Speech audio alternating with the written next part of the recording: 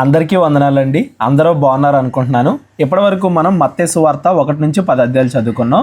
ఈ 10 అధ్యాయాల్లో కూడా మత్తయి గారు ఇజ్రాయేలీలకి, యూదులకి పాత నిబంధనలో చెప్పబడిన మెస్సయ్య యేసుక్రీస్తే అనే విషయాన్ని అనేక సందర్భాల ద్వారా, పాత నిబంధనలో ఉన్న అనేక వచనాల ద్వారా నిరూపించుకుంటూ వస్తున్నాడు. యేసుక్రీస్తు వారి పుట్టుక విషయంలో, ఆయన పరిచర్య విషయంలో, బాప్తిస్మిచ్చి యోహాను విషయంలో, యేసుక్రీస్తు వారు తన 12 మంది శిష్యుల్ని ఏర్పాటు చేసుకునే విషయంలో అన్ని రకాలుగా కూడా యేసుక్రీస్తు వారే మెస్సయ్య అనే విషయాన్ని మత్తయి గారు చెప్పుకుంటూ వస్తున్నారు. ఇన్ని చెప్పినప్పటికీ ఇంకా యేసుక్రీస్తు వారిని పరిపూర్ణంగా మెస్సయ్య నమ్మకపోతే ఎలాగా, ఇంకా పరిపూర్ణంగా మీరు నమ్మరా అనే విషయాన్ని ఈ మత్తయి సువార్త 11వ అధ్యాయంలో మత్తయి గారు చెప్తున్నారు. ఏం చెప్తున్నారో మనం చదువుకుంటూ వెళ్దాం. యేసు తన 12 మంది శిష్యులకు ఆజ్ఞాపించుట చాలించిన తరువాత వారి పట్టణముల్లో బోధించుటకును ప్రకటించుటకును అక్కడి నుండి వెళ్ళిపోయాను. ఇదంతా కూడా మనం 10వ అధ్యాయంలో చదివాం. యేసుక్రీస్తు వారు తన శిష్యుల్ని ఎలా పంపించాడు అని. ఆ తర్వాత జరుగుతున్న సందర్భం ఏంటది? క్రీస్తు చేయుచున్న కార్యములను గూర్చి యోహాను చెరసాలలో విని, రాబోవు వాడవు నీవేనా, మేము మరి ఒకని కొరకు కనిపెట్టవలెనా? బాప్తిస్మిచ్చి యోహాను చెరసాలలో ఉన్నాడు కదా, రాజుని తప్పు చేస్తున్నావు అని ఎదిరించినందుకు బాప్తిస్మిచ్చి యోహాను చెరసాలలో ఉన్నాడని ఆల్రెడీ మనం ముందు అధ్యాయంలో చదువుకున్నాం. ఇప్పుడు చెరసాలలో ఉన్న బాప్తిస్మిచ్చి యోహాను యేసుక్రీస్తు వారు బయట ఏ ఏ కార్యాలు చేస్తున్నాడో విన్నాడు. ఇప్పుడు యాక్చువల్గా విన్నప్పుడు ఏమవ్వాలి? ఇంకా యేసుక్రీస్తు వారి మీద నమ్మకం పెరగాలి. అలా పెరగకుండా రాబో వాడవు నీవేనా, మేము మరొకరి కోసం కనిపెట్టాలా అని చెప్పి ఎందుకు మాట్లాడుతున్నాడయ్యా అంటే, బాప్తిస్మం ఇచ్చి యోహానికి ఇక్కడ కొంచెం ఓపిక నశించింది, ఓపిక తగ్గింది అనేది మనం గుర్తుపెట్టుకోవాలి. ఎవరైతే క్రైస్తవ బోధకులు, క్రైస్తవ సేవకులు, ఈవెన్ క్రైస్తవులైనా ఉంటారో వాళ్ళకి ఓపిక అనేది చాలా ఇంపార్టెంట్. ఇక్కడ బాప్తిస్మం ఇచ్చి యోహాను ఇంకా యేసుక్రీస్తు వారు తన పరిశుద్ధాత్మను కుమ్మరించట్లేదేంటి, ఇంకా యేసుక్రీస్తు వారు నీతిమంతుల్ని రక్షించట్లేదేంటి, నన్ను చెరసాల్లో నుండి విడిపించట్లేదేంటి అంటే, అనుకున్న పనులు త్వరగా జరగకపోవడం వలన ఓపిక నశించి ఇలా అడుగుతున్నాడు అనమాట. ఇప్పుడు బాప్తిస్మిచ్చి యోహానికి యేసుక్రీస్తు వారికి చాలా సహవాసం ఉంది. వాళ్ళిద్దరూ కూడా చిన్నప్పటి నుంచి ఒకరికొకరికి తెలుసు, ఒకరి మనస్తత్వాలు ఒకరికి తెలుసు అని మనం చదువుకున్నాం. బాప్తిస్మం ఇచ్చి యోహానే యేసుక్రీస్తు వారిని ఈయనే మెస్సయ్య అని ఆయన బాప్తిస్మం టైంలో అందరికీ చెప్పాడు. ఇక్కడ బాప్తిస్మిచ్చి యోహానికి తెలీదు అని కాదు, యేసుక్రీస్తు వారే మెస్సయ్య అని తెలీదు అని కాదు, కానీ ఓపిక నశించడం వలన అనుకున్న కార్యాలు ఇంకా జరగట్లేదేంటి, ఎప్పుడు చేస్తావు నువ్వు అనే ఉద్దేశంతో యేసుక్రీస్తు వారి దగ్గరికి తన శిష్యుల్ని పంపించి అడుగుతున్నాడు.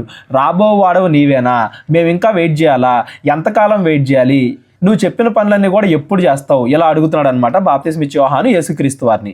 అని ఆయన అడుగుటకు తన శిష్యులను పంపెను. మరి బాప్తిస్మిచ్చి యోహాను చెరసాల్లో ఉన్నాడు కదా, తన శిష్యులకి చెప్పి యేసుక్రీస్తుని అడగండి అని చెప్పి పంపించాడు. యేసు వారిని చూచి, మీరు వెళ్ళి విన్న వాటిని కన్న వాటిని యోహానుకు తెలుపుడి. గుడ్డివారు చూపు పొందుతున్నారు, కుంటివారు నడుచుచున్నారు, కుష్ఠరోగులు శుద్ధులవుచున్నారు, చెవిటివారు వినుచున్నారు, చనిపోయిన వారు లేపబడుచున్నారు, బేదలకు సువార్త ప్రకటింపబడుతున్నది, మరియు నా విషయమై అభ్యంతర పడనివాడు ధన్యుడు అని ఉత్తరం ఇచ్చాను. యేసుక్రీస్తు వారు ఏమంటున్నారంటే, నేనేం బయట ఖాళీగా లేను, ఇదిగో గుడ్డివారు చూపు పొందుతున్నారు, కుంటివారు నడుచుచున్నారు, కుష్ఠరోగులు శుద్ధులవుతున్నారు, చెవిటి వాళ్ళు వినుచున్నారు, చనిపోయిన వాళ్ళు లేపబడుతున్నారు. ఇవన్నీ కూడా మనం పైన అధ్యాయంలో కూడా చూసాం. ఇన్ని కార్యాలు దేవుడు చేస్తుంటే, తానే మెస్సయ్యని అని నిరూపించుకుంటా వస్తుంటే, పరలోకానికి సంబంధించిన సువార్తని బోధించుకుంటా వస్తుంటే, అందరూ మారాలి అని దేవుడు ప్రయత్నిస్తూ ఉంటే ఈ స్పీడ్ సరిపోదు, ఇంకా ఫాస్ట్గా జరగాలి, ఇంకా ఫాస్ట్గా జరగాలి అని ఓపిక లేకుండా దేవుడి పైన అభ్యంతర పడటం అనేది మంచిది కాదు, అది కరెక్ట్ కాదు అని దేవుడు ఇక్కడ చెప్తున్నాడు. దీన్ని బట్టి మనం కూడా ఇవాళ అర్థం చేసుకోవాల్సింది ఏంటంటే, మనం చాలా కోరుకుంటూ ఉంటాం మన లైఫ్లో, ఇదైపోవాలి, అదైపోవాలి, ఈ రోజు అయిపోవాలి, రేపు అయిపోవాలి, ఎంత ఫాస్ట్గా అయిపోవాలి అని మనం చాలా కోరుకుంటూ ఉంటాం. కానీ దేవుడు దానికంటే ముఖ్యమైన విషయాల మీద లేదా అదే పని మీద పని చేస్తూనే ఉంటాడు. దేవుడి కార్యాలు అనేవి జరుగుతూనే ఉంటాయి. మనం ఈ లోక సంబంధంగా ఆలోచిస్తాం కాబట్టి దేవుడి ఆలోచనలు ఒక్కోసారి మనకు అందకపోవచ్చు. అయినా కానీ దేవుడి యొక్క కార్యాల మీద, దేవుడి యొక్క సమయం మీద మనం నమ్మకం కలిగి కలిగి ఉండాలి. ఎప్పుడు చేయాలో, ఏం చేయాలో, ఎలా చేయాలో అవన్నీ కూడా దేవుడికి తెలుసు. మనం ఎప్పుడైనా ఏదైనా శోధన అనుభవించినప్పుడు, ఏదైనా శ్రమ అనుభవించినప్పుడు మనం ఓపికతో ఉండాలి. అంతేగాని ఆ ఓపిక కోల్పోయి దేవుడి మీద అభ్యంతర పడకూడదు. ఎవరైతే దేవుడి మీద అభ్యంతర పడకుండా ఆయన నమ్ముతారో వాళ్ళు ధన్యులు అని చెప్పి యేసుక్రీస్తు వారు ఇక్కడ చెప్తున్నారు. ఇవన్నీ కూడా చెరసాల్లో ఉన్నాడు కాబట్టి బాప్తిస్మం ఇచ్చే యోహానికి తెలియకపోయి ఉండొచ్చు. ఆయన శిష్యులు వెళ్ళి ఆయన ఇంకా పరలోక రాజ్యాన్ని స్థాపించట్లేదు, ఆయన ఇంకా రోమారాజు దగ్గరికి వెళ్ళట్లేదు, ఆయన ఇంకా ఇజ్రాయేల్ ప్రజల్ని విడిపించట్లేదు, ఇట్లా ఆలోచించారేమో శిష్యులు.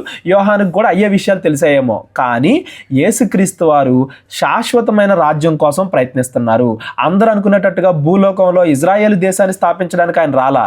పరలోక రాజ్యాన్ని, ఈ లోక సంబంధమైన రాజ్యాన్ని కాదు, పరలోక సంబంధమైన రాజ్యాన్ని స్థాపించడానికి యేసుక్రీస్తు వారు భూమి మీదకి వచ్చారు. యేసుక్రీస్తు వారు రోమారాజుని ఎదిరించడానికి రాలా. యేసుక్రీస్తు వారు రోమా సైనికుల మీద యుద్ధం చేసి ఇజ్రాయెల్ని గెలిపించడానికి రాలా. యేసుక్రీస్తు వారు పాపాన్ని పోగొడతానికి వచ్చారు. ఆ పాపము పోగొట్టడం, పరలోకానికి నడిపించడం, ఈ రెండు కాకుండా మిగతా ఏ సొల్యూషన్ అయినా కానీ టెంపరీ సొల్యూషనే. దేవుడు ఎప్పుడు కూడా మనకి ఏది మంచిదో అదే చేస్తాడు. ఏ సమయంలో మంచిదో ఆ సమయంలోనే చేస్తాడు. అప్పటి వరకు ఆయన కార్యాలు జరిగిస్తానే ఉంటాడు. భూలోకములో మనకు కొంత శ్రమ కలిగింది అని చెప్పి మనం అనుకున్న సమయానికి ఫాస్ట్గా, స్లోగా పరిస్థితులు జరగట్లేదు అని చెప్పి మనము దేవుడి పైన అభ్యంతర పడకూడదు అనేది ఈ సందర్భం ద్వారా మనకి అర్థం అవ్వాలి. బాప్తిస్మం ఇచ్చే యోహాను మంచి ఆయనే. అందరూ కూడా భూమి మీద ఏ భక్తుడైనా, మోషే అవనండి, అబ్రహాం అవనండి, ఎవరైనా అవనివ్వండి, ఒక్కొక్క సమయంలో వాళ్ళ విశ్వాసంలో ఇలా దెబ్బతింటాం, కొంచెం కంగారు పడడం, ఇవన్నీ కూడా సహజమే. యేసుక్రీస్తు వారు తప్ప ఇంకెవరో కూడా పరిపూర్ణంగా మంచోళ్ళు కాదు కదా. అందరిలో కూడా ఈ యొక్క లోపాలు ఉంటాయి. ఇక్కడ బాప్తిస్మం ఇచ్చే యోహానికి ఓపిక తక్కువైంది ఆ సమయానికి. కాబట్టి యేసుక్రీస్తు వారు ఏం చెప్తున్నారంటే, ఓపికగా ఉండండి, నా విషయంలో అభ్యంతర పడొద్దు, ఏం చేయాలో, ఎప్పుడు చేయాలో, ఎలా చేయాలో నాకు తెలుసు, నేను పని చేస్తానే ఉన్నాను, ఖాళీగా లేను అని చెప్పి యేసుక్రీస్తు వారు మరలా బాప్తిస్మం ఇచ్చే యోహాను శిష్యులతో చెప్తున్నారు. ఈ శిష్యులు వెళ్ళి యోహాన్తో చెప్పిన తర్వాత యోహాను ఖచ్చితంగా విశ్వాసంలో బలపడి ఉంటాడు. ఓహో అని చెప్పి యేసుక్రీస్తు వారు చేసిన కార్యాలను అర్థం చేసుకునే ఉంటాడు. ఎందుకంటే బాప్తిస్మం ఇచ్చే యోహాను గొప్పవాడు కాబట్టి, దేవుడి యొక్క ప్రవక్త కాబట్టి, దేవుడు మంచివాడు అని బాప్తిస్మం ఇచ్చే యోహాను గురించి సర్టిఫికెట్ ఇచ్చాడు కాబట్టి ఖచ్చితంగా బాప్తిస్మం ఇచ్చే యోహాను తర్వాత అర్థం చేసుకునే ఉంటాడు, ఓపికను తెచ్చుకునే ఉంటాడు. దేవుడి కోసం శ్రమపడుటలో, దేవుడి కోసం ప్రాణాన్ని అర్పించడంలో ఓపిక చాలా ముఖ్యము అని తర్వాత రాబోయే శిష్యులందరికీ, ఇవాళ ఉన్న క్రైస్తవులందరికీ కూడా ఒక మాదిరిగా కూడా సువార్త పరిచర్యలో ప్రాణాన్ని అర్పించిన ఒక మాదిరి సేవకుడిగా యోహాను గారు చరిత్రలో నిలిచారు. ఆయన చనిపోయేంత వరకు కూడా ఆయన దేవుడి పైన విశ్వాసాన్ని కోల్పోలేదు, ఓపిక కలిగి ఉన్నాడు. మధ్య మధ్యలో ఇలాంటి సందర్భాలు జరిగినా మరలా యేసుక్రీస్తు వారు చెప్పడాన్ని బట్టి ఓపిక తెచ్చుకున్నాడు, విశ్వాసంలో మంచిగా అయ్యాడు అనేది ఈ సందర్భం నుండి మనం గమనించాలి. మన జీవితంలో కూడా ఎప్పుడైనా కానీ దేవుడు చెయ్యాలి అనుకునే కార్యాలు దేవుడు ఏ సమయానికి చేయాలనుకుంటే, ఎలా చేయాలనుకుంటే అలా చేస్తాడు. ఓపిక కలిగి ఉండాలి, ఆయన మీద నమ్మకం కలిగి ఉండాలి, అభ్యంతర పడకూడదు. ఎందుకంటే మనం ఈ లోక సంబంధంగా ఆలోచిస్తాం, దేవుడు శాశ్వత పరిష్కారాల గురించి పరలోక సంబంధంగా ఆలోచిస్తాడు. ఈ విషయాలు మనం గుర్తుపెట్టుకోవాలి. వారు వాళ్ళు వెళ్ళిపోచుండగా యేసు యోహానును గూర్చి జనసమూహములతో ఇలాగు చెప్పసాగాను. ఈ సందర్భాన్ని ఉపయోగించుకుని ఈ బాప్తిస్మం ఇచ్చే యోహాన్ని ఒక ఉదాహరణగా తీసుకుని యేసుక్రీస్తు వారు జనాలకి సువార్త స్టార్ట్ చేయడం మళ్ళా మొదలుపెట్టారు. ఏమని చెప్తున్నారు ఆయన? మీరు ఏమి చూచుటకు అరణ్యములోనికి వెళ్ళితిరి? గాలికి కదులుచున్న రెల్లున మరి ఏమి చూడ వెళ్ళితిరి? అరణ్యము అంటే అంతకుముందు బాప్తిస్మం ఇచ్చే యోహాను అరణ్యంలోనే కదా సువార్త ప్రకటించింది. అరణ్యంలో బాప్తిస్మం ఇచ్చే యోహాను సువార్త ప్రకటించాడు. మీరు అరణ్యానికి ఎవరిని చూడడానికి వెళ్ళారు? బాప్తిస్మం ఇచ్చే యోహాను చూడడానికి కదా వెళ్ళారు. గాలికి కదులుచున్న రెల్లున, గాలికి కదిలే రెల్లు ఎలా ఉంటుంది? ఎటు గాలి వీస్తే అటు కదులుతూ ఉంటుంది. విశ్వాసంలో పదపద్దాకా అటు ఇటు ఊగేవారిగా మీరు ఉండకండి, విశ్వాసంలో స్థిరత్వం కలిగి ఉండండి. మీరు ఏం చూడడానికి వెళ్ళారు? గాలి కదులుచున్న రెల్లును చూడడానికి వెళ్ళారా? మరి ఏమి చూడ వెళ్ళితిరి? సన్నపు నార బట్టలు ధరించుకున్న ఒక మనిషిన. సన్నపు నార బట్టలు ఎవరు ధరించుకుంటారు? రాజులు, బాగా ధనవంతులు ధరించుకుంటారు. మీరు రాజును చూడడానికి వెళ్ళారా? ఒక ధనవంతుని చూడడానికి వెళ్ళారా? గాలి కదులుతున్న రెల్లును చూడడానికి వెళ్ళారా? ఇదిగో సన్నపు నార బట్టలు ధరించుకొని వారు రాజగృహములో ఉందురు కదా. మరి ఏమి చూడ వెళ్ళితిరి? రాజగృహాలు కాకుండా అరణ్యానికి ఎందుకు వెళ్ళారు? అరణ్యములో ఏమి చూడడానికి వెళ్ళారు? మీరు బాప్తిస్మం ఇచ్చే యోహాను చూడడానికి వెళ్ళారు. అవును గాని, బాప్తిస్మం ఇచ్చే యోహాను చూడడానికే మీరు వెళ్ళారు. అవును గాని ప్రవక్త కంటే గొప్పవానిని అని మీతో చెప్పుచున్నాను. బాప్తిస్మిచ్చే యోహానికి దేవుడు పెడుతున్న పేరేంటండి? ప్రవక్త కంటే గొప్పవాడు. బాప్తిస్మిచ్చే యోహాన్ని ప్రవక్త కంటే గొప్పవాడు అంటున్నాడు దేవుడు. ఎందుకు గొప్పవాడు? ప్రవక్తలు ఎవరైనా కానీ దేవుడి వాక్యాన్ని బోధిస్తారు. బాప్తిస్మిచ్చే యోహాను కూడా దేవుడి వాక్యాన్ని బోధించాడు. అయితే ప్రవక్తలందరిలో లేని ఒక లక్షణం, కేవలం బాప్తిస్మమిచ్చే యోహానులో మాత్రమే ఉన్న ఒక లక్షణం ఏంటంటే యేసుక్రీస్తు వారికి ముందుగా ప్రకటింపబోయే ప్రవక్త, యేసుక్రీస్తు వారి కాలములో ఉన్న ప్రవక్త, రాబోవు ఏలియా అని చెప్పి బాప్తిస్మిచ్చే యోహాను గురించి మనం మత్తయి సువార్త 3వ అధ్యాయంలో చదువుకున్నాం. మీరు కేవలము ఒక ప్రవక్తను చూడడానికి వెళ్ళలేదు, ప్రవక్తను చూడడానికి మాత్రమే మీరు వెళ్ళా, ప్రవక్త కంటే గొప్పవాడిని చూడడానికి మీరు వెళ్ళారు. ప్రవక్త కంటే గొప్పవాడు ఎలా అయ్యాడంటే బాప్తిస్మిచ్చే యోహాను, ఆయన రాబోవు ఏలియా అంటే యేసుక్రీస్తు వారికి ముందుగా రాబోయే ప్రవక్త, యేసుక్రీస్తు వారి రాకడను సూచించే ప్రవక్త. కాబట్టి ఈయన ప్రవక్త కంటే గొప్పవాడు. ప్రవక్త కంటే గొప్పవాడిని మీరు చూడడానికి వెళ్ళారు. ఇదిగో నా దూతను నీకు ముందుగా పంపుచున్నాను, అతడు నీ ముందర నీ మార్గము సిద్ధపరచును అని ఎవని గూర్చి రాయబడినో అతడే ఈ యోహాను. ఇది ఎక్కడ ఉంటుందంటే మనకి మలాకీ గ్రంథంలో ఉంటుంది. మలాకీ గ్రంథం 3వ అధ్యాయం స్టార్టింగ్లో ఉంటుంది అనమాట. అక్కడ ప్రవచించబడింది కదా, నాకు ముందుగా ఒక దూత అని. ఆ దూత ఎవరంటే ఈ బాప్తిస్మమిచ్చే యోహానే. ఆ రాబోవు ఏలియా ఎవరంటే ఈ బాప్తిస్మమిచ్చే యోహానే. ఈయన ప్రవక్త కంటే గొప్పవాడు. ఎందుకంటే ప్రవక్తలందరూ కేవలం బోధిస్తారు. ప్రవక్త కంటే గొప్పవాడైన ఈ బాప్తిస్మమిచ్చే యోహాను నన్ను చూపించి నన్ను పట్టుకొని ఈయనే మెస్సయ్యా అని అందరికీ ప్రకటించాడు. అంతకుముందు మీరు బాప్తిసం టైంలో చూశారు కదా, నేనే మెస్సయ్యని అని అందరికీ ప్రకటించిన ప్రవక్త ఈ బాప్తిస్మమిచ్చే యోహాను. కాబట్టి ఈ బాప్తిస్మమిచ్చే యోహాను కూడా నా గురించి చెబుతున్నాడు కదా నేను మెస్సయ్యని అని. అంత గొప్పవాడే చెబుతున్నప్పుడు మీరు ఇంకా నమ్మట్లేదా? నేనే మెస్సయ్యని అని పాత నిబంధన వాక్యాలు చెప్తున్నాయి, నేనే మెస్సయ్యనని నా కార్యాలు చెప్తున్నాయి, నా స్వస్థతలు చెప్తున్నాయి, నా అద్భుత కార్యాలు చెప్తున్నాయి, బాప్తిస్మమిచ్చే యోహాను చెప్తున్నాడు. అయినా కానీ మీలో పరిపూర్ణంగా నమ్మకం కలగట్లేదా అని ప్రజలతో యేసుక్రీస్తు వారు మాట్లాడుతున్నారు. స్త్రీలు కనిన వారిలో బాప్తిస్మమిచ్చే యోహాను కంటే గొప్పవాడు పుట్టలేదని నిశ్చయముగా మీతో చెప్పుచున్నాను. స్త్రీలు కనిన వాళ్ళలో బాప్తిస్మమిచ్చే యోహాను కంటే గొప్పవాడు ఇంకొకడు లేడంట. ఎందుకు లేడు? ఎందుకంటే బాప్తిస్మమిచ్చే యోహాను యేసుక్రీస్తు వారిని మెస్సయ్యగా గుర్తించిన మొట్టమొదటి బోధకుడు, మొట్టమొదటి ప్రవక్త. ఫస్ట్ బాప్తిస్మమిచ్చే యోహానే గుర్తించాడు కాబట్టి ఈయన మెస్సయ్య అని. స్త్రీలు కనిన వాళ్ళల్లో బాప్తిస్మమిచ్చే యోహాను కన్నా గొప్పవాడు ఇంకొకడు లేడు. యేసుక్రీస్తు వారు ఉన్నారు కదా అనకండి, యేసుక్రీస్తు వారు కన్నెక్కి పుట్టారు. యేసుక్రీస్తు వారు కాకుండా మీరు ఇంకా ఎవరిని తీసుకున్నా అందరికంటే గొప్పవాడు ఈ బాప్తిస్మమిచ్చే యోహాను ఎందుకు అయ్యాడు అంటే యేసుక్రీస్తు వారు మెస్సయ్య. పాత నిబంధనలో చెప్పిన దేవుని కుమారుడు, మనుష్య కుమారుడు ఈ యేసుక్రీస్తు వారే అని మొట్టమొదటగా ఆయనే గుర్తించాడు. కాబట్టి ఆయన స్త్రీలు కలిగిన వాళ్ళందరిలో కల్లా గొప్పవాడు. ఇది ఖచ్చితంగా యేసుక్రీస్తు వారు చెప్తున్నారు. నిశ్చయముగా నేను మీతో చెప్పుచున్నాను, అయినను పరలోక రాజ్యములో అల్పుడైన వాడు ఇతడి కంటే గొప్పవాడు. ఈ మాట అర్థం చేసుకోవడానికి చాలామంది కష్టపడతారండి, కానీ చాలా సింపుల్ ఇది. పరలోక రాజ్యములో అల్పుడైన వాడు ఇతని కంటే గొప్పవాడు. ఒక రకంగా కాదు, దీన్ని రెండు భావాలు, రెండు అర్థాలు నేను మీకు ఎక్స్ప్లెయిన్ చేస్తా. మొదట అర్థం ఏంటంటే యేసుక్రీస్తు వారు చేసే అద్భుత కార్యాలు, యేసుక్రీస్తు వారు చేసే స్వస్థతలు, చనిపోయిన వాళ్ళని తిరిగి లేపడం, యేసుక్రీస్తు వారి శిలువ మరణం, ఆయన 3వ రోజున పునరుద్ధానుడు అవడం, శిష్యులందరి మీద తన పరిశుద్ధాత్మను కొమ్మరించడం, ఇట్లాంటి అన్నీ కూడా బాప్తిస్మమిచ్చే యోహాను చూడలేడు. ఎందుకంటే అప్పటికే బాప్తిస్మమిచ్చే యోహాను చనిపోతాడు. ఆ రాజు ఏం చేస్తాడంటే బాప్తిస్మమిచ్చే యోహాన్ని చంపించేస్తాడు. నేను చేసిన అద్భుత కార్యాలు, నేను స్థాపించబోయే ఆ రాజ్యం చూడకుండానే బాప్తిస్మమిచ్చే యోహాను చనిపోయాడు. మీలో చాలా మంది నేను స్థాపింపబోయే ఆ రాజ్యాన్ని, పరలోక రాజ్యాన్ని, నా పునరుద్ధానాన్ని, పరిశుద్ధాత్మని మీరు చూస్తారు. కాబట్టి బాప్తిస్మమిచ్చే యోహాను కన్నా మీరు గొప్పవాళ్ళు అనేది ఒక భావం ఇందులో దాగుంది. ఇకపోతే నిజానికి అసలు పరలోక రాజ్యములో అల్పుడైన వాడు ఇతడి కంటే గొప్పవాడు అనే పదానికి నిజమైన అర్థం ఏంటంటే ఆత్మ సంబంధమైన రాజ్యం అనేది ఈ శరీర సంబంధమైన రాజ్యం కంటే గొప్పది అనేది. మీ అందరికీ ఒక మాట గుర్తుందా? దేవుడి వెర్రితనము మనుష్యుల జ్ఞానము కంటే జ్ఞానము కలది అని ఉంటుంది బైబిల్లో. దాని ఉద్దేశం ఏంటి? దేవుడికి వెర్రితనం ఉందని కాదు. ఒకవేళ దేవుడికి వెరితనం ఉంటే మనుషులందరి జ్ఞానం కన్నా ఆయన వెరితనమే గొప్పది అని పోలిక అనమాట. కవులు పోలుస్తారు కదా, అలా ఒక పోలికలో చెప్తున్నాడు. సేమ్ ఇక్కడ కూడా అలాగే పరలోక రాజ్యము, పరలోకములో ఆత్మ సంబంధమైన రాజ్యంలో ఏదన్నా ఒకటి ఉంది అంటే అది భూ సంబంధమైన గొప్పదానికంటే గొప్పది. ఇప్పుడు భూ సంబంధంగా పెద్ద రాజుల్ని గొప్పగా చూస్తారు. ఆ రాజుతో పోల్చుకుంటే పరలోక రాజ్యములో ఉండే అల్పుడు కూడా గొప్పోడు. బాప్తిస్మిచ్చే యోహాను భూ సంబంధంగా ప్రవక్తల కంటే గొప్పవాడు, స్త్రీలు కలిగిన వాళ్ళలో అందరికన్నా గొప్పవాడు. అంత గొప్పవాడు, భూమి మీద అంత గొప్పగా బతికిన వాడు.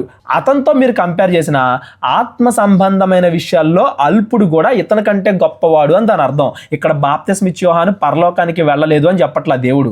బాప్తిస్మిచ్చే యోహాను కూడా పరలోకం వెళ్తాడు. పరలోకంలో బాప్తిస్మిచ్చే యోహాను అందరికన్నా తక్కువడు, పరలోకంలో బాప్తిస్మిచ్చే యోహాను అందరికన్నా అల్పుడు అని కాదు దాని ఉద్దేశం. పరలోకంలో కూడా తారతమ్యాలు, ఈడు గొప్పోడు, ఈడు పేదోడు, ఈడు అల్పుడు, ఈడు అధికుడు అట్లాంటివి పరలోకములో ఉండవు. పరలోకములో అలాంటి తేడాలు ఏమీ ఉండవు. ఇక్కడ దేవుడు ఏం చేస్తున్నాడంటే భూమిని పరలోకాన్ని కంపేర్ చేస్తున్నాడు. భూమి మీద గొప్పోళ్ళు పరలోకములో ఉన్న అల్పమైన వాళ్ళకన్నా తక్కువే అని దాని ఉద్దేశం. పరలోకాన్ని భూమిని కంపేర్ చేస్తున్నాడే కానీ బాప్తిస్మిచ్చే యోహాను పరలోకానికి వెళ్ళిన తర్వాత అక్కడ అతన్ని తక్కువగా చూస్తాడు, అల్పుడుగా చూస్తాడని కాదు. పరలోకంలో అందరం ఆనందంగానే ఉంటాం, అందరూ బాగానే ఉంటాం. అంతేగాని పరలోకంలో ఒకటి ఎక్కువ ఒకటి తక్కువ, ఈడు గొప్పడు ఆడు అల్పుడు ఇలాంటి తారతమ్యాలు పరలోకంలో ఉండవు. యేసుక్రీస్తు వారు ఒక ఉపమానం చెప్తారు కదా, పొద్దున వచ్చినోడికి పని చేయడానికి అదే జీతం, మధ్యాహ్నం వచ్చినోడికి అదే జీతం, సాయంత్రం వచ్చినోడికి అదే జీతం. పరలోకములో ఈడు గొప్పోడు, ఈడు పేదోడు, ఈడు అధికుడు, ఈడు అల్పుడు ఇలాంటి తారతమ్యాలు పరలోకములో ఉండవు. బాప్తిస్మిచ్చే యోహాను పరలోకానికి వెళ్తాడు. బాప్తిస్మిచ్చే యోహాను పరలోకంలో విశ్వాసులు అందరూ ఎలా ఉంటారో అలాగే ఉంటాడు. ఇక్కడ యేసుక్రీస్తు వారు కంపేర్ చేస్తున్నది పరలోకానికి భూమికి. యేసుక్రీస్తు వారు భూమి మీద రాజ్యాన్ని స్థాపించడానికి రాలేదు. భూమి మీద రాజ్యం ఏముంటుంది, కొద్ది రోజులు ఉంటుంది, కొద్ది రోజులు నాశనం అయిపోద్ది. పరలోకంలో ప్రతిదీ కూడా శాశ్వతంగా ఉంటుంది. ఇప్పుడు బాప్తిస్మిచ్చే యోహాను ఉన్నాడు, చాలా గొప్పోడు, ప్రవక్తల కంటే గొప్పోడు, స్త్రీల కన్నా వాళ్ళందరిలో కన్నా గొప్పోడు. కానీ బాప్తిస్మిచ్చే యోహాను చనిపోడా భూమి మీద? చనిపోతాడు. పరలోకములో అతి అల్పమైనది కూడా శాశ్వతంగా ఉంటుంది. పరలోకానికి భూమికి కంపేర్ చేస్తున్నాడు. భూమి మీద బాప్తిస్మిచ్చే యోహాన్ని అంత గొప్పగా దేవుడు పొగిడాడు, అంత గొప్పవాడు కూడా పరలోకంతో పోలిస్తే తక్కువ వాడే. భూమి మీద రాజులు కూడా పరలోకంతో పోలిస్తే తక్కువ వారే. అంత గొప్ప పరలోక రాజ్యాన్ని నేను స్థాపించడానికి భూమి మీదకి వచ్చాను, ఏదో భూమి మీద రాజ్యాన్ని స్థాపించడానికి నేను రాలేదు అని చెప్పి యేసుక్రీస్తు వారు స్థాపింపబోయే ఆ పరలోక రాజ్యం యొక్క గొప్పతనం గురించి చెప్తున్నాడు. ఆ పరలోకములో చోటు సంపాదిస్తే చాలు, భూమి మీద గొప్ప వాళ్ళ కన్నా మనం ఇంకా గొప్ప వాళ్ళం అని దాని అర్థం. ఇక్కడ యేసుక్రీస్తు వారు పరలోక సంబంధమైన వాటిని భూలోక సంబంధమైన వాటిని కంపేర్ చేస్తున్నారు. అంతేగాని బాప్తిస్మిచ్చే యోహాను పరలోకానికి వెళ్ళలేదు అని కాదు. ఒకవేళ రేపొద్దు నేను పరలోకం వెళ్తే బాప్తిస్మిచ్చే యోహాను కన్నా నేనే గొప్పవాడిని అని కూడా కాదు. ఎందుకు ఈ మాట గురించి ఇంత ఎక్స్ప్లెయిన్ చేస్తున్నానంటే చాలా మంది ఈ మాటను తప్పుగా అర్థం చేసుకుంటున్నారు. ఇక్కడ యేసుక్రీస్తు వారు ఆత్మ సంబంధమైన వాటిని భూ సంబంధమైన వాటిని కంపేర్ చేస్తూ ఆత్మ సంబంధమైనవి గొప్పవి, భూ సంబంధమైన వాటిలో గొప్పది కూడా ఆత్మ సంబంధమైన వాటితో పోలిస్తే తక్కువే. దేవుడి వెరితనము మనుషుల జ్ఞానము కంటే జ్ఞానము కలది. అలాంటి ఉద్దేశములో పరలోక రాజ్యం గురించి యేసుక్రీస్తు వారు స్థాపింపబోయే ఆ పరలోక రాజ్యం గొప్పతనం, ఆత్మ సంబంధమైనవి శాశ్వతంగా నిలుస్తాయి అనే గొప్పతనం యేసుక్రీస్తు వారు ఈ మాటలో చెప్పాలి అనుకుంటే చాలా మంది బోధకులు ఏం చేస్తున్నారంటే ఇవాళ పరలోకంలో తారతమ్యాలు ఉంటాయి, పరలోకంలో ఒకడు గొప్పోడు ఒకడు పేదోడుగా ఉంటాడు, బాప్తిస్మిచ్చే యోహాను పరలోకానికి వెళ్ళలేదు, ఇలాంటి బోధలు చేస్తున్నారు. అవన్నీ కూడా తప్పు. ఇక్కడ మాట్లాడేది పరలోక రాజ్యం అనేది చాలా గొప్పది, అది శాశ్వతమైనది. భూలోకములో గొప్పోళ్ళు అని ఎవరైతే పిలువబడతారో వాళ్ళు కూడా పరలోక రాజ్యంతో పోలిస్తే తక్కువే.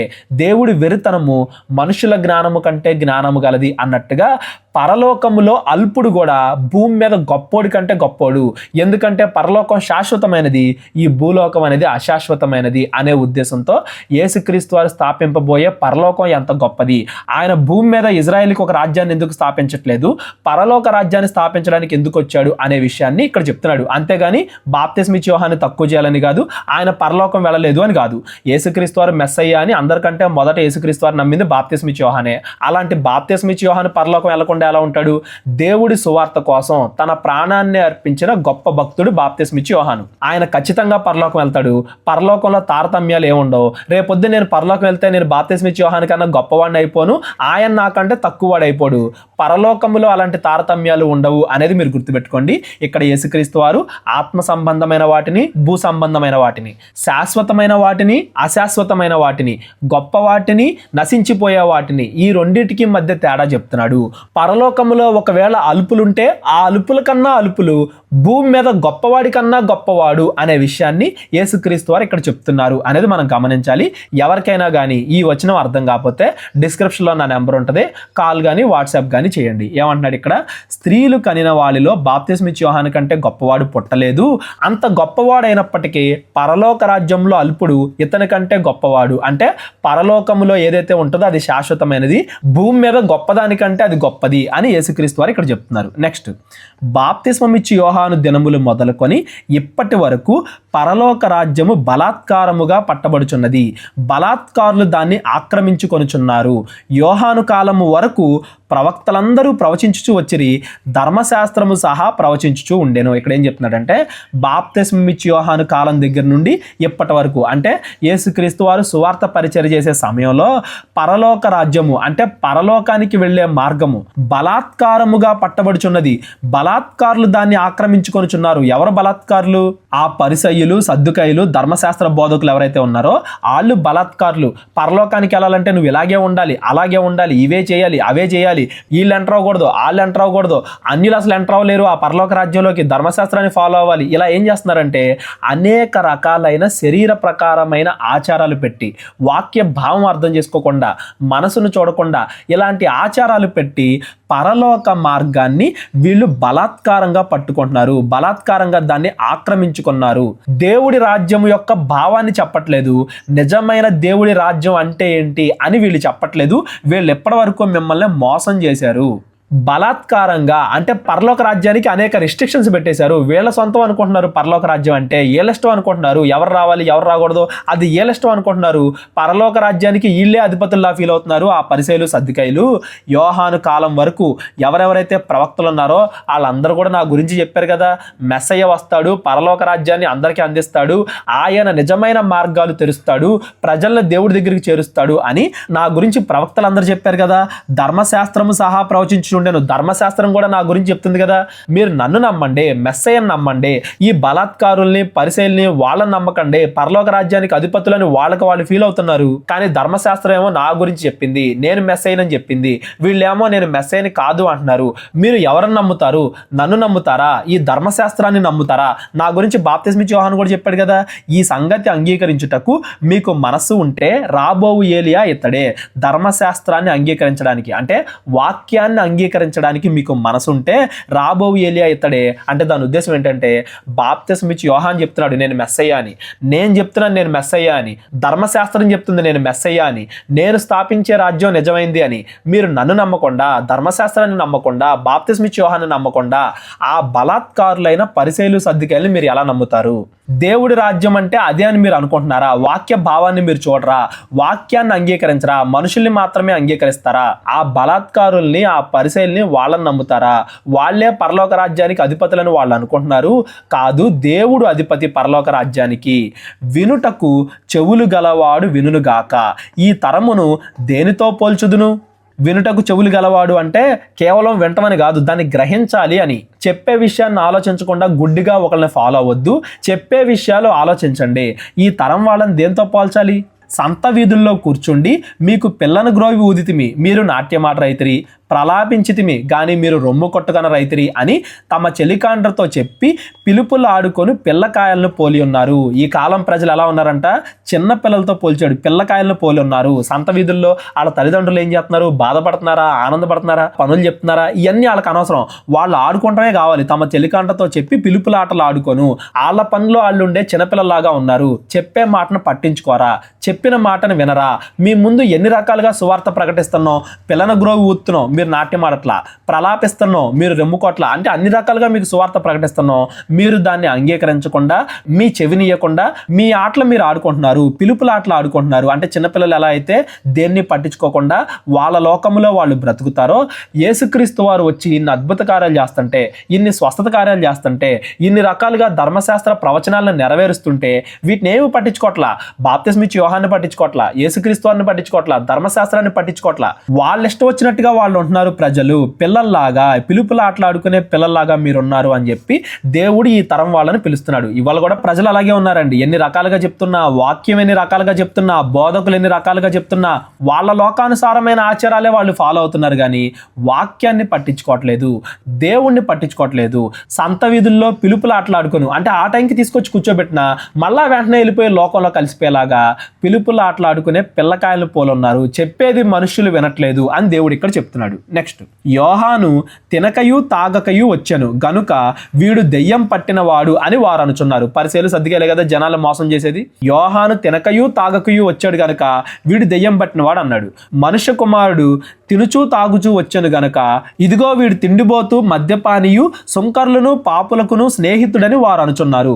యోహానేమో ధర్మశాస్త్రం మొత్తాన్ని కూడా పాటించాడు, ఉపవాసాలు చేస్తున్నాడు. యోహాను శిష్యులు కూడా ఉపవాసం చేశారు.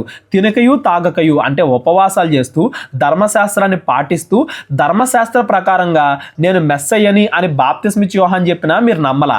అతన్నేమో దెయ్యాలు పట్టినోడు అన్నారు. నేను ధర్మశాస్త్రాన్ని పాటించకుండా కొత్త నిబంధన ఇస్తూ తినుచూ తాగుతూ అంటే ఈయన పాపులతోనూ సుంకర్లతోనూ వాళ్ళతో కూడా కూర్చొని భోజనం చేస్తున్నాడు కదా, ఈయన వాళ్ళతో కలిసి ఉంటున్నాడు కాబట్టి తిండిబోతని మద్యపాని అని సుంకర్లతోనూ పాపులతోనూ స్నేహం చేస్తున్నాడని నన్ను అంటున్నారు. ఒకవేళ ధర్మశాస్త్రాన్ని పాటించి నేను మెస్సయ్యా అని చెప్తేనేమో అలా అంటారు, ఒకవేళ నేను ధర్మశాస్త్రాన్ని పాటించకుండా చెప్తేనేమో ఇలా అంటారు. అంటే మీకు ఎన్ని రకాలుగా చెప్తున్నా కానీ మీరు వాక్యాన్ని నమ్మరా? కేవలం ఆ పరిసయ్యులు సద్దుకేల మాటలు మాత్రమే వింటారా? ఆ బలాత్కారుల మాటలు మాత్రమే వింటారా అని యేసుక్రీస్తు వారు ఇక్కడ ప్రజల్ని ప్రశ్నిస్తున్నారు. అయినను జ్ఞానము జ్ఞానమని దాని క్రియలను బట్టి తీర్పు పొందును అనెను. ఇప్పటికి మీరు ఇలా నమ్మినా నమ్మకపోయినా ఏది నిజం, ఏది నిజమైన జ్ఞానం అనేది మీరు ఖచ్చితంగా తెలుసుకుంటారు. క్రియలను బట్టి తెలుసుకుంటారు. ఏంటి ఆ క్రియలు? వాక్యము, సత్యవాక్యం, ఏది శాశ్వతంగా నిలిచే వాక్యం, అద్భుతాలు, స్వస్థతలు, మహిమ కార్యాలు ఇవన్నీ కూడా యేసుక్రీస్తు వారే మెస్సయ్య అని ఆ క్రియలను బట్టి తెలుసుకోవచ్చు. వీళ్ళు చెప్పే వాక్యాన్ని బట్టి తెలుసుకోవచ్చు. అన్నింటికంటే ముఖ్యంగా తర్వాత యేసుక్రీస్తు వారు శిలువ మీద మరణం చెందుతారు, 3వ రోజున పునరుద్ధానుడు అవుతారు. ఆయన మరణ పునరుద్ధానాలను బట్టైనా కానీ ఆ క్రియలను బట్టైనా కానీ మీరు తెలుసుకుంటారు తర్వాత నేనే మెస్సయ్యని అని. జ్ఞానము జ్ఞానమని దాని క్రియలను బట్టి తీర్పు పొందును. ఆ క్రియలు ఏంటో మీరు చూస్తున్నారు, ఇంకా చూస్తారు, మీరు తెలుసుకుంటారు అని చెప్తున్నాడు. ఇప్పటి వరకు ఏం చెప్పారు యేసుక్రీస్తు వారు? మీరు ధర్మశాస్త్రం చదివినా, బాప్తిస్మం ఇచ్చి యోహాను మాట విన్నా, లేదా నేను చేసిన క్రియలు చూసినా నేనే మెస్సయ్యని అని మీకు అర్థమవుతుంది. నేనే పరలోక రాజ్యాన్ని స్థాపించడానికి వచ్చాను అనేది మీకు అర్థమవుతుంది. ఆ రాజ్యము ఈ భూలోక సంబంధమైనది కాదు, ఆ రాజ్యము శాశ్వతంగా నిలిచే పరలోక సంబంధమైనది అనేది మీకు అర్థమవుతుంది. ఇప్పటిదాకా మేము చెప్పినవి, ధర్మశాస్త్రం చెప్పింది, బాప్తిస్మం ఇచ్చి యోహాను చెప్పింది, నేను చెప్పింది, ఇవి మీరు వినకుండా ఆ పరిసయ్యుల మాటలే మీరు వింటే మీరు నాశనం అవుతారు. ఆ పరిసయ్యులు సద్దుకేలు ఏం చేస్తున్నారు? పరలోక రాజ్యాన్ని అడ్డుకుంటున్నారు, బలాత్కారంగా దానికి అడ్డుకట్ట వేస్తున్నారు. బాప్తిస్మం ఇచ్చి యోహాన్ని ఆపుతున్నారు, నన్ను ఆపుతున్నారు, మాకు వ్యతిరేకంగా బోధిస్తున్నారు. ఆ బలాత్కారులైన పరిసయ్యులు సద్దుకేలు మీరు నమ్ముతారా? నన్ను, బాప్తిస్మం ఇచ్చి యోహాన్ని, ధర్మశాస్త్రాన్ని మీరు నమ్ముతారా అని యేసుక్రీస్తు వారు అక్కడ ఉన్న ప్రజల్ని ప్రశ్నిస్తున్నారు. నెక్స్ట్, పిమ్మట ఏ ఏ పట్టణముల్లో ఆయన విస్తారమైన అద్భుతములు చేసెనో ఆ పట్టణముల వారు మారు మనసు పొందకపోవుట వలన ఆయన వారిని ఇట్లు గద్దించెను. అంటే ఆ క్రియలు చూసి కూడా మారు మనసు పొందకపోతే, ఆయనే మెస్సయ్యను గుర్తించకపోతే, ఆయనే రక్షకుడు అని గుర్తించకపోతే ఏం జరిగిద్దని చెప్తున్నాడు. ఇది వేరే చోట జరిగిన సందర్భం, పైన జరిగింది వేరే చోట జరిగిన సందర్భం. రెండింటిని ఎందుకు చెప్తున్నాడంటే కలిపి ఈ అధ్యాయం మొత్తం కూడా ఫస్ట్ నుంచి కూడా అలాగే చెప్పుకుంటున్నారు కదా మత్తయ్య గారు. ఎక్కడెక్కడ ఉన్న సందర్భాలన్నీ ఒక చోట కూర్చి ఒక థీమ్ నేర్పిస్తున్నాడు. ఈ 11వ అధ్యాయంలో థీమ్ ఏంటంటే యేసుక్రీస్తు వారిని మెస్సయ్యగా నమ్మాలి, మీరు ఇంకా పరిపూర్ణంగా మెస్సయ్యని నమ్మరా అనే థీమ్లో మాట్లాడుతున్నాడు. కాబట్టి దానికి సంబంధించినన్ని కూడా ఒక దగ్గర రాస్తున్నాడు. యాక్చువల్గా యేసుక్రీస్తు వారు చేసిన కార్యాలన్నీ రాయాలనుకుంటే ఈ ఆకాశం మొత్తాన్ని కూడా పుస్తకం చేసినా కానీ ఆ పుస్తకం సరిపోదు అని చెప్పి మన భక్తులే చెప్తారు. ఆయన ఎక్కడెక్కడ అద్భుతాలు చేశాడు, ఎక్కడెక్కడ ఏమేం చేశాడు అవన్నీ రాయాలనుకుంటే బైబిల్ సరిపోదు, కొన్ని వేల కోట్ల పుస్తకాలు అయిపోతాయి. వాటన్నిటిని కూడా కుదించి మనకు అవసరమైన వాటిని కుదించి ఈ ఒక్క చిన్న బైబిల్లో పెట్టారు. దీన్ని కూడా చదువుకోకపోతే ఈరోజు ప్రజలను ఏమనాలి చెప్పండి? మరలా ఇక్కడ సందర్భానికి వచ్చేస్తే ఆయన చేసిన అద్భుతాలను చూసి కూడా మారు మనసు పొందకపోతే, కేవలం అద్భుతాల కోసమే దేవుడి దగ్గరికి వస్తే, అయ్యో కొరాజీనా, అయ్యో బెత్సైదా, మీ మధ్యను చేయబడిన అద్భుతములు తూరు సీదోను పట్టణములలో చేయబడిన ఎడల ఆ పట్టణముల వారు పూర్వమే గోనె పట్ట కట్టుకొని బూడిద వేసుకొని మారు మనసు పొందియుందురు. గోనె పట్ట కట్టుకోవడం, బూడిద వేసుకోవడం అంటే అది దుఃఖపడడానికి సూచన, పశ్చాత్తాపానికి సూచన. ఇదిగో పాపాలకి మీరు ఎప్పుడో పశ్చాత్తాపడి మారు మనసు పొందుండేవాళ్ళు.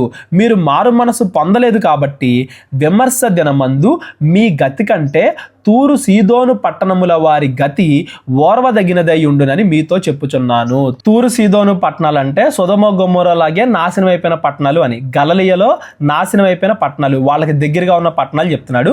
గలిలయలో నాశనం అయిపోయిన పట్టణాల పరిస్థితి మీకన్నా బెటర్గా ఉంటుంది. అక్కడన్నా యుద్ధం చేసి, వాళ్ళ మీద యుద్ధం చేసి భూ సంబంధమైన అగ్నితో ఆ పట్టణాలను కాల్చేశారు శత్రువులు.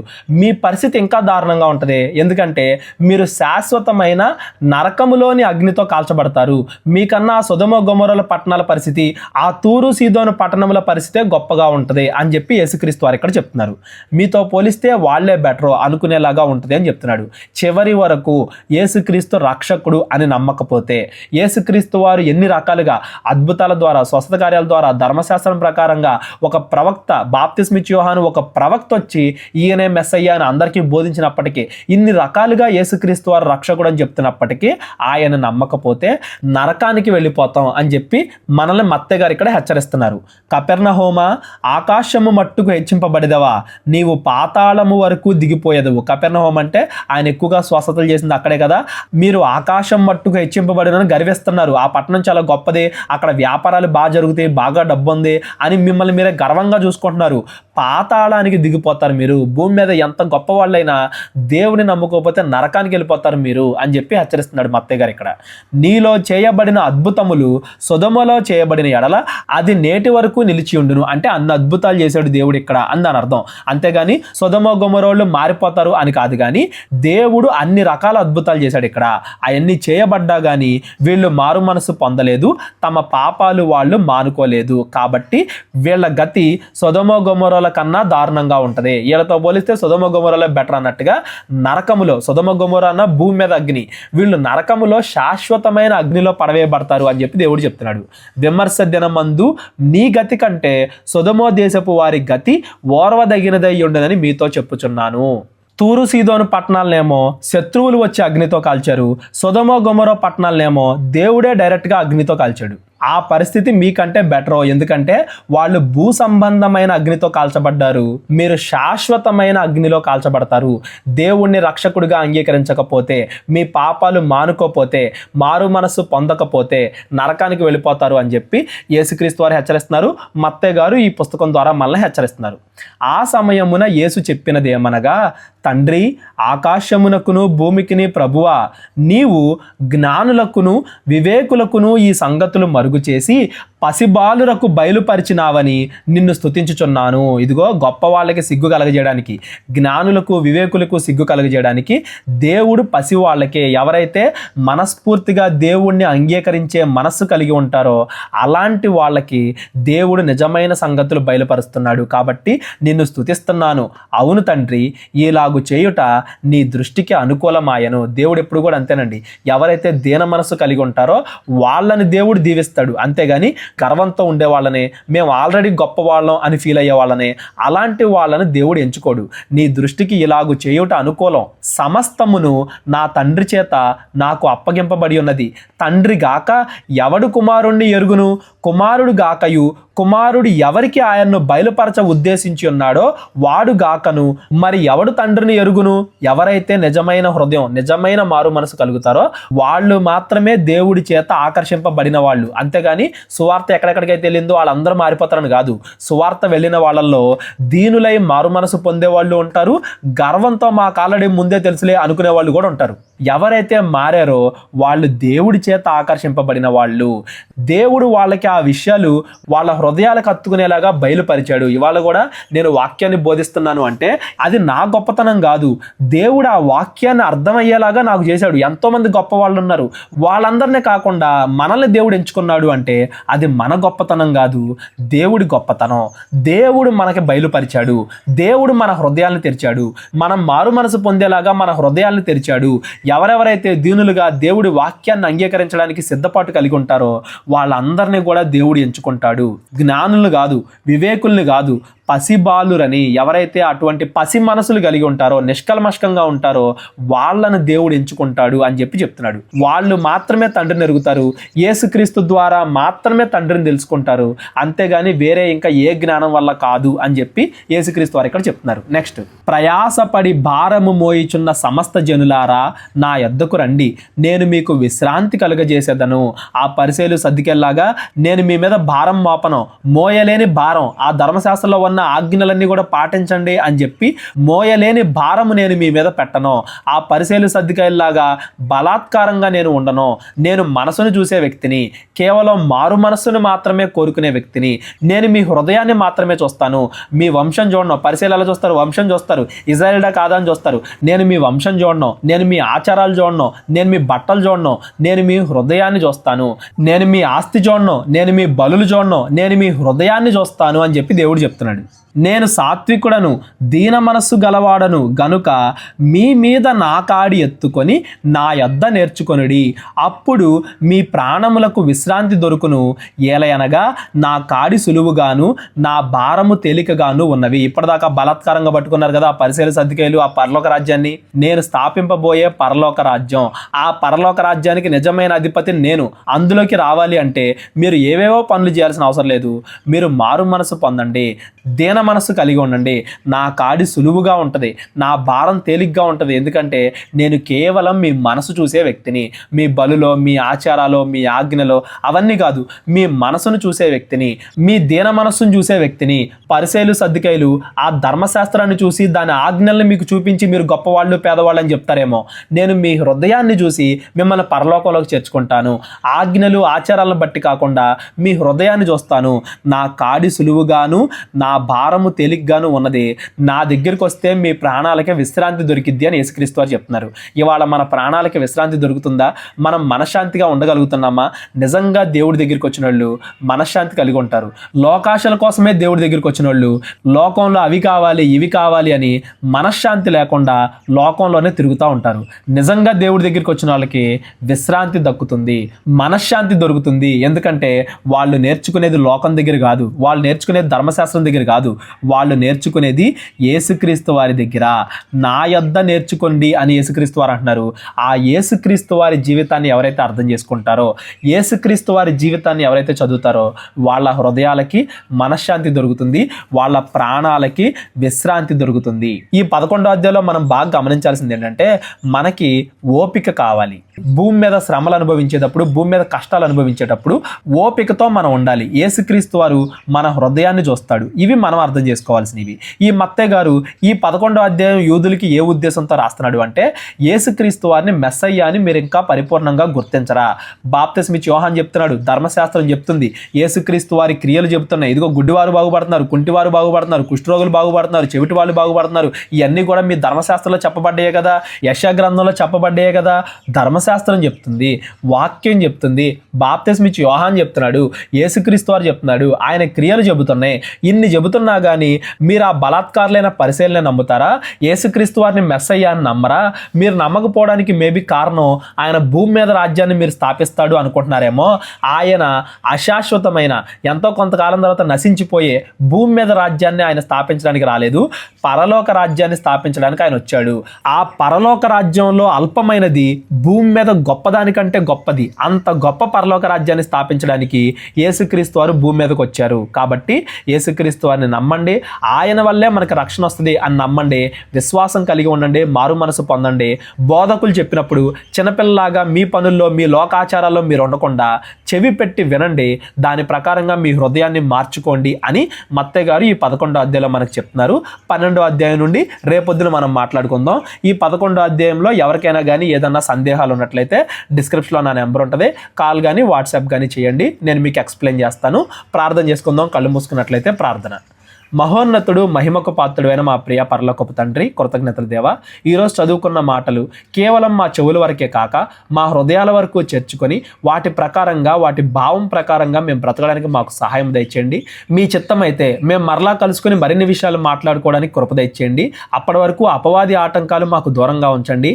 మమ్మల్ని విశ్వాసంలో ఏవైతే బలహీనపరుస్తున్నాయో, ఆర్థిక, ఆరోగ్య, మానసిక అన్ని సమస్యలను మీ చిత్తానుసారంగా తొలగించండి. మాకు తోడుగా ఉండండి. సమయానుకూలమైన ఆలోచనలు మాటలు మాకు దయచేయమని కోరుకుంటూ మా ప్రభువు మీ ప్రియకుమారుడు మా కొరకే శిలువలో రక్తం కార్చిన యేసుక్రీస్తు వారి పేరిట ఈ ప్రార్థన అడిగి వేడుకొంచున్నాం తండ్రి, ఆమెన్. అందరికీ వందనాలండి. దేవుడు మిమ్మల్ని అందరినీ కూడా దీవించి ఆశీర్వదించునుగాక. మా పరిచర్య కోసం ప్రార్థించండి. ప్రేరేపణ కలిగిన వాళ్ళు మా పరిచర్యకు సహకరించండి. అందరికీ వందనాలు. అందరికీ వందనాలండి. కేవలం 30 వీడియోస్లో బైబిల్ నేర్చుకోండి అనే ఎంతో విలువైన ఈ కోర్స్ జస్ట్ ₹1 మీకు కావాలి అంటే మీ పేరు, మీ ఊరు ఈ నెంబర్కి వాట్సాప్ చేయండి. ఈ కోర్సులో ఏ విషయాలు ఉంటాయో ముందుగానే తెలుసుకోవడానికి ఈ వీడియో పాస్ చేసి టాపిక్స్ అన్నీ చదువుకోండి. క్రైస్తవులందరూ ఈ బైబిల్ కోర్స్ వినాలి అని మేము కోరుకుంటున్నాం. అందరినీ దేవుడు దీవించునుగాక. ఆమెన్.